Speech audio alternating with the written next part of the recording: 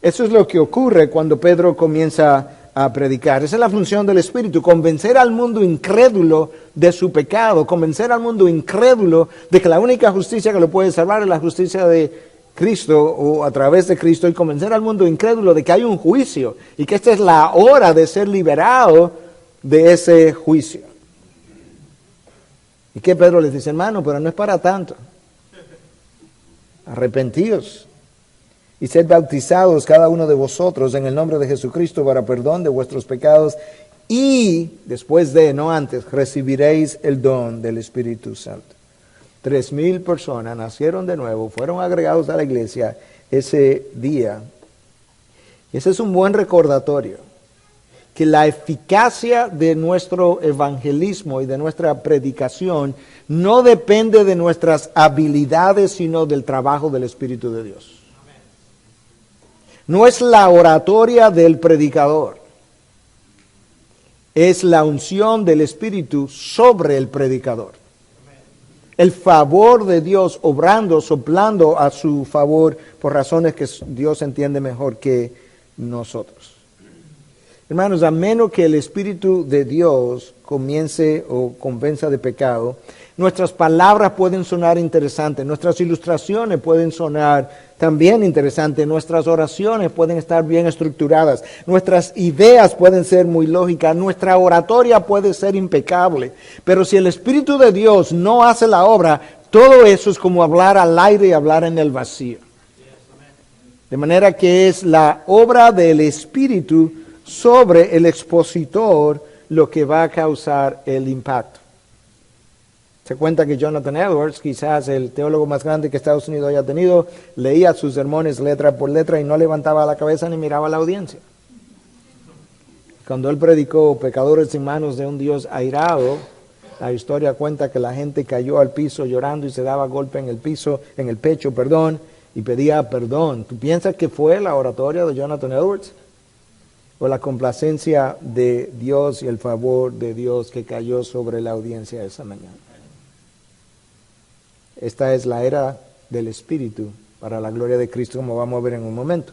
Mi tercer punto es el rol del Espíritu Santo en la vida del creyente. Y aquí nosotros tenemos que enfatizar eso, porque la verdad es que si nosotros somos examinados en cuanto a este punto en particular, es muy probable que la mayoría de los predicadores obtengan una alta calificación en términos del rol del Espíritu Santo en la predicación, en el ministerio de la iglesia, pero cuando eso se ve traducido en reuniones acerca del ministerio, en conversación acerca de cómo hacer iglesia, en cómo preparar un sermón, otra cosa es, hermanos. Y la realidad es que nosotros no podemos hacer ninguna de esas cosas sin la participación vital del Espíritu de Dios. Veamos el rol del Espíritu en la vida del creyente. Nota cómo Cristo introduce esta explicación del rol del Espíritu en la vida de nosotros, primero ayudándoles a entender una deficiencia que ellos tenían. ¿Tú sabes por qué tú necesitas el Espíritu? Porque tú tienes una deficiencia, y Cristo se la menciona, versículo 12. Aún tengo muchas cosas que deciros, pero ahora no las podéis soportar. Yo tengo mucho más que hablar.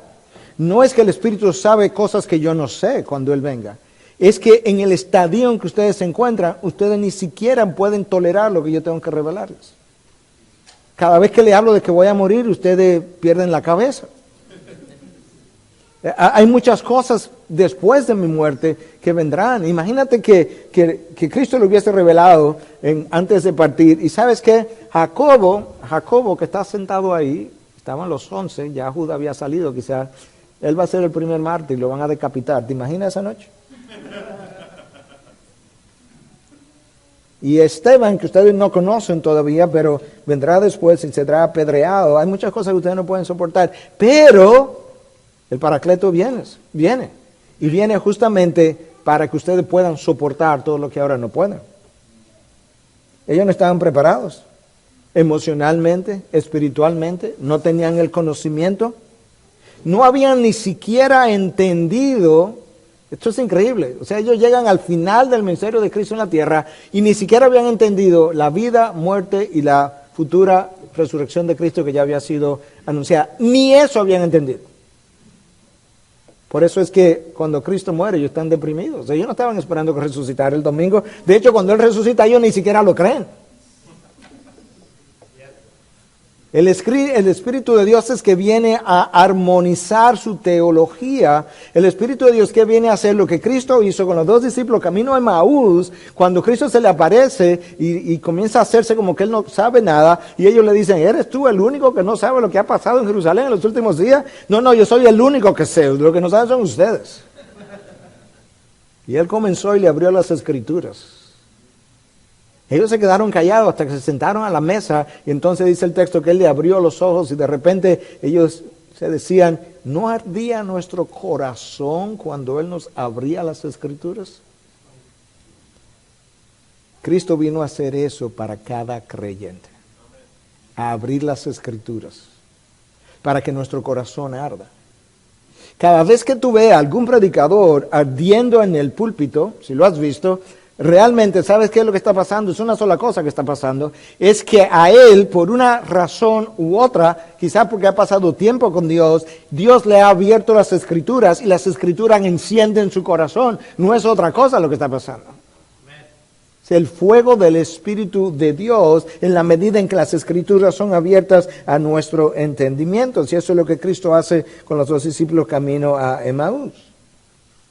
Entonces Cristo, después de revelarle que ustedes no pueden soportar lo que yo tengo que comunicar, les dice en el versículo 13, pero cuando Él, escucha este calificativo, el Espíritu de verdad, venga, os guiará a toda la verdad, porque no hablará por su propia cuenta, sino que hablará todo lo que oiga y os hará saber lo que habrá de venir. Cuando Cristo dice que el Espíritu los guiaría a toda la verdad, ese artículo definido, la verdad, tiene una razón, y es que no es que nos va a guiar en las verdades de la ciencia médica, de la astronomía, de la matemática. Él no está hablando de eso, es de la historia redentora. La verdad que ustedes no han entendido de la historia redentora, a cosas ya reveladas en el Antiguo Testamento, pero que ustedes, y que hemos conversado y que todavía siguen sin entender, Él las va a revelar, se las va a explicar, se las va a ayudar a entender y a integrarla con lo nuevo y aún con lo futuro. Ese es el rol del Espíritu. Las verdades relacionadas a la historia de la redención y cómo conectar el Antiguo Testamento con el Nuevo Testamento, con lo que hasta ahora sabían y con lo que vendría a ser revelado más adelante. Él es llamado el Espíritu de verdad y y con razón. Él es llamado el Espíritu de verdad 3 veces, en Juan 14:17, en 15:26 y en 16:3. ¿Quién va a tomar el lugar de Jesús con relación a la verdad cuando Cristo se vaya? El Espíritu de Dios. Cuando Cristo va a juicio bajo Pilato, Cristo resumió en una sola oración la función para la que Él vino. Es increíble. Ustedes lo han leído, seguro. Lo que no sé es cuántos se han detenido a meditar sobre las implicaciones de eso. Pero Cristo dice en Juan 18, frente a Pilato, cuando Pilato le pregunta y le dice, ¿tú eres rey? Y le dice, bueno, tú lo has dicho. Y inmediatamente después le dice, para esto yo nací y he venido al mundo. Escucha ahora. Para dar testimonio de la verdad. ¿Quién va a hacer eso cuando Él se vaya? El Espíritu de verdad. El Espíritu de Dios. Él es quien, para comenzar, ha inspirado todas las Escrituras, desde Génesis 1:1 hasta Apocalipsis 22. ¿Te imaginas? Toda la verdad contenida, desde el primer libro hasta el último libro de la Biblia, ha sido inspirada por el Espíritu de Dios. Él es el Espíritu de verdad.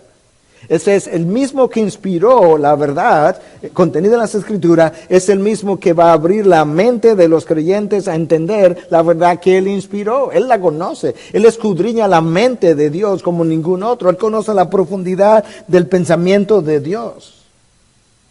Y entonces ese Espíritu Santo queda a cargo. Él sería el agente a cargo de ayudarles a entender la encarnación de Jesús, la vida de Jesús para cumplir la ley a la perfección, la muerte de Jesús para pagar por mi pecado, la resurrección de Jesús para garantizar las promesas y las verdades que vendrían a ser reveladas en los libros que posteriormente se escribieron. De manera que es correcto llamar al Espíritu de Dios el Espíritu de verdad, porque esa es su función y porque Él vino a ser el testigo de la verdad cuando Cristo, que había venido para dar testimonio de la verdad, desapareciera. Él tomaría su lugar. Cuando la palabra dice que la fe viene por el oír y el oír por la palabra de Dios, algunos piensan que la palabra de Dios lo hace todo. Si fuera así, todo incrédulo que oye la palabra de Dios nacería de nuevo. Si esa palabra oída no es tomada por el Espíritu de verdad y la aplica al corazón y a la mente del incrédulo, nada va a ocurrir. La palabra es superpoderosa, es omnipotente cuando el Espíritu de Dios la usa, la endosa y la aplica. De lo contrario, nada ocurre, como nosotros lo vemos en todos nuestros cultos de las congregaciones y en nuestras predicaciones cuando los inconversos están presentes. De manera que el ministerio del Espíritu en el mundo es vital para convencer al mundo de su incredulidad. Vendrá y convencerá al mundo, en el inglés es traducida como convict the world, le traerá convicción al mundo porque no ha creído en mí. De hecho, el hombre que no ha tenido que no ha sido regenerado, ni siquiera puede entender las cosas de Dios. El incrédulo necesita ser regenerado primero. Mañana hablaremos un poco de eso en mi otro mensaje, antes de él poder incluso entender lo que el Evangelio es y lo que se le está diciendo. Escucha lo que Pablo dice en 2 Corintios 2:14. Pero el hombre natural no acepta las cosas del Espíritu de Dios, porque para él son necedad, y no las puede entender, porque se disciernen espiritualmente. No las puede entender. No es simplemente que no las quiere entender, no, es que él no puede. Si el Espíritu de verdad no lo capacita, él puede oír todos los sermones del mundo y él jamás va a entender lo que el predicador está diciendo. O él entiende las palabras, él entiende la gramática, él entiende la sintaxis. Lo que él no entiende, qué es lo que está tratando de comunicar a través de todo eso que suena tan hermoso. Escucha lo que Pablo dice a los Corintios otra vez en la segunda carta, en el capítulo 2, versículos 9 y 10. Como está escrito, cosas que ojo no vio, ni oído oyó, ni han entrado al corazón del hombre, son las cosas que Dios ha preparado para los que le aman. Todo el mundo conoce y recuerda eso y usualmente lo cita hasta ahí, y usualmente eso se usa cuando estamos tratando de pensar en el cielo, sobre todo si alguien está a punto de morir, si alguien está tratando de consolar a otro. No te preocupes que allá en el cielo cosas que ojo no vio, que oído no oyó. Pero, escucha cómo termina el versículo 10. Hay un pero ahí. Pero Dios nos las reveló por medio del Espíritu. Si realmente tú has entendido eso, si tú has creído eso, si eso te ha consolado, si eso te ha dado alguna esperanza, no es porque tú en tu gran inteligencia, o yo en mi gran inteligencia pudiéramos, ¿verdad?, cualquiera de nosotros decir, wow, no, mira, fulano no tiene esa esperanza porque él no lo entiende como yo. Si tú lo entiendes, es el Espíritu que te ha dado el entendimiento. Dios nos las reveló por el Espíritu. De manera que la llenura del Espíritu determina la calidad del discípulo que yo soy. La llenura del Espíritu determina la calidad de discípulo que yo soy, cómo camino, con qué esperanza, con qué fortaleza, con qué integridad, porque es el Espíritu de Dios que está afirmando mis pasos. Ahora, Cristo dejó claro esa noche antes de su muerte que el Espíritu tampoco era un agente independiente. Escucha, Él no vendrá a revelar su propia verdad, planes o propósitos. No hablará de su propia cuenta, sino que hablará todo lo que oiga y os lo hará saber lo que habrá de venir. ¿No te suena eso familiar? ¿No te suena como que hubo alguien como que dijo eso antes? Como que esto es un copy-paste. Nosotros tenemos un sobrino que estamos criando, tiene 12 años ahora, y a veces él dice cosas y yo a propósito me pongo a relajar con él y repito algunas de sus frases de de juventud o de niños y demás, y él me dice, no copy-paste. En este caso, esto es como un copy-paste. Esto fue lo que Jesús dijo, exactamente lo mismo, pero con relación al Padre. Ni el Espíritu viene a hablar de su propia cuenta, sino que va a hablar lo que oiga de Cristo. Ni Cristo vino a hablar de su propia cuenta, sino que habló lo que oyó del Padre. ¿Ven la integración de la Trinidad y la consistencia entre los miembros de la Trinidad? Escucha lo que Cristo dice en Juan 12:49. Porque yo no he hablado por mi propia cuenta. Eso es exactamente lo que ahora se está diciendo del Espíritu. Sino que el Padre mismo que me ha enviado me ha dado mandamientos sobre lo que he de decir y lo que he de hablar. La relación que guarda el Hijo con el Padre es muy similar a la relación que guarda el Espíritu con el Hijo. Ahora, Él no va a venir a hablar de su propia cuenta, Él tomará de lo mío y os hará saber. Y de eso que Él está hablando, Él no viene con una verdad distinta, Él no viene con propósitos diferentes, con planes distintos. No. Yo le voy a enviar otro consolador. Escucha, si es otro consolador, implica que hubo un primer consolador, ¿o no? Porque si no hubiese sido, yo le voy a enviar un consolador. No dice eso, otro consolador. Ya hubo uno, y el primero, ¿cuál fue? Cristo. Él fue ese consejero, Él fue ese consolador, Él fue el que caminó contigo, Él fue el que te fortaleció, la misma cosa que el Espíritu hizo. Pero ahora viene otro, y ahí la palabra en el original, ese otro, puede ser otro de la misma naturaleza u otro de naturaleza distinta. Algo puede ser homogéneo o puede ser heterogéneo. En este caso es alguien de la misma naturaleza, rango, calidad. Yo le recuerdo continuamente a la congregación de esa verdad, porque yo estoy seguro que si Cristo caminara con nosotros todos los días, nosotros manejáramos diferente, habláramos diferente, sirviéramos diferente, a todo el mundo le dijéramos mucho gusto, encantado, un placer, buenos días, ¿en qué puedo servirle? Pida lo que usted quiera, yo le sirvo. Pero la persona que camina conmigo tiene el mismo rango, excepto que yo no lo veo, pero Él me ve. Yo les enviaré otro consolador, otro consejero, otro representante. ¿Y a qué viene? A continuar el ministerio de Jesús. Cuando Jesús promete estar con nosotros hasta el fin del mundo, ¿cómo tú piensas que va a estar? Por medio del Espíritu Santo. Él hace eso por medio de la morada del Espíritu.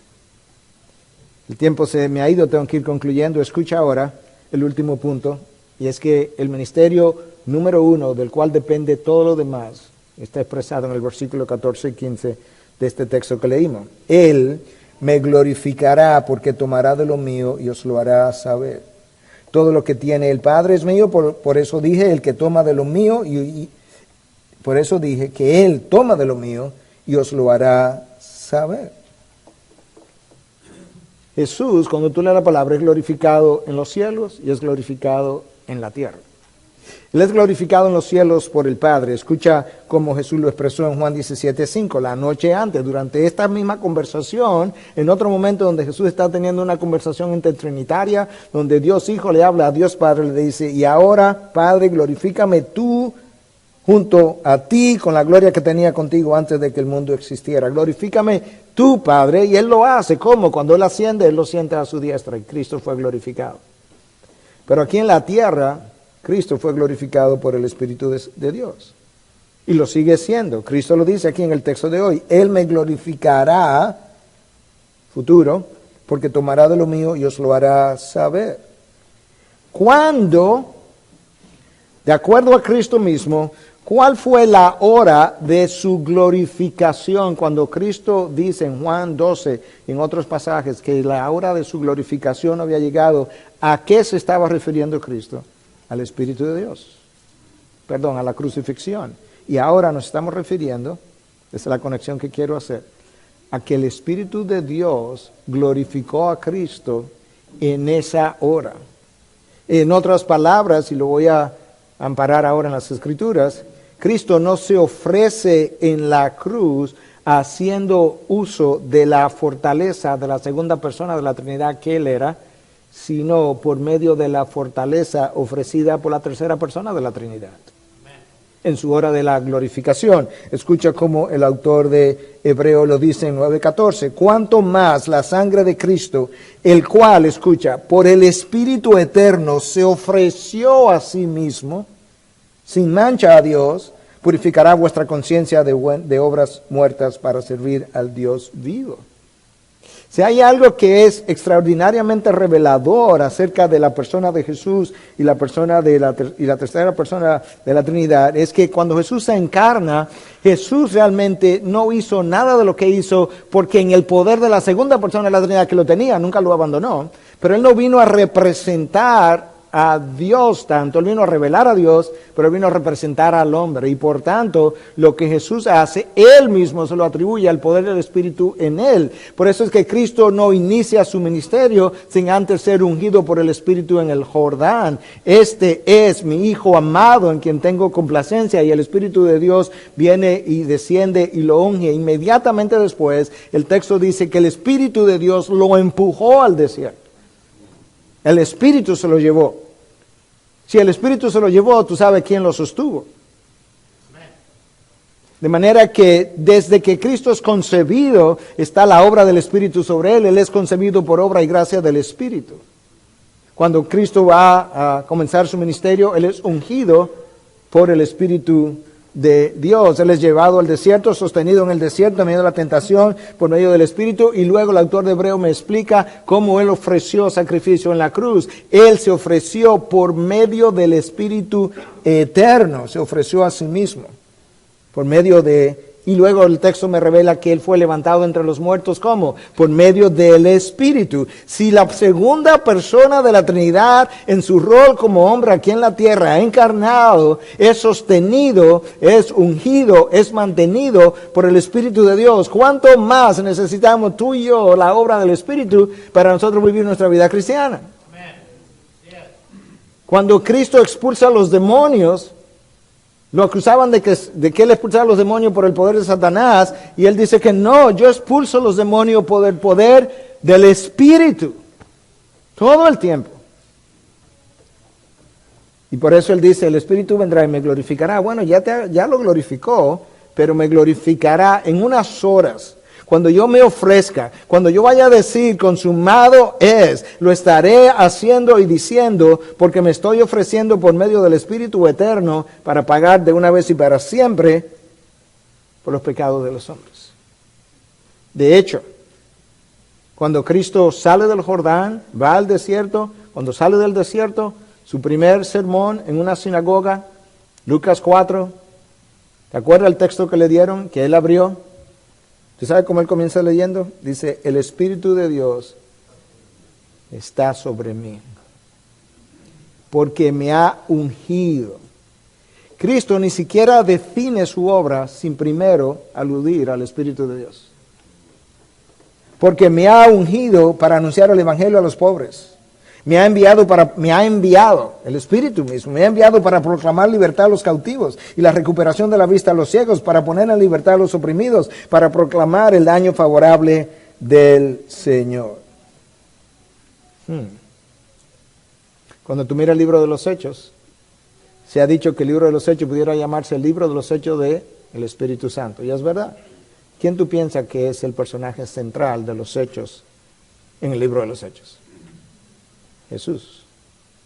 Él es el centro del primer sermón apostólico de Pedro, Él es el centro del segundo sermón apostólico de Pedro, Él es el centro de cada mensaje que el apóstol Pablo habló, ya sea en el libro de los Hechos o posterior. Él es el centro de cada enseñanza de Pablo en las epístolas.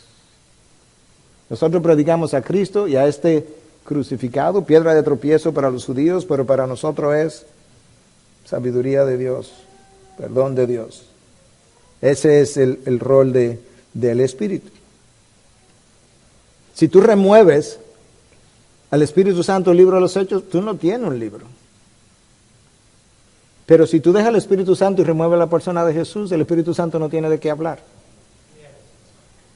Porque Él vino a hablar del Espíritu de Dios y a dar testimonio de Él. Y con esto ya cierro entonces, porque ciertamente mi tiempo se fue.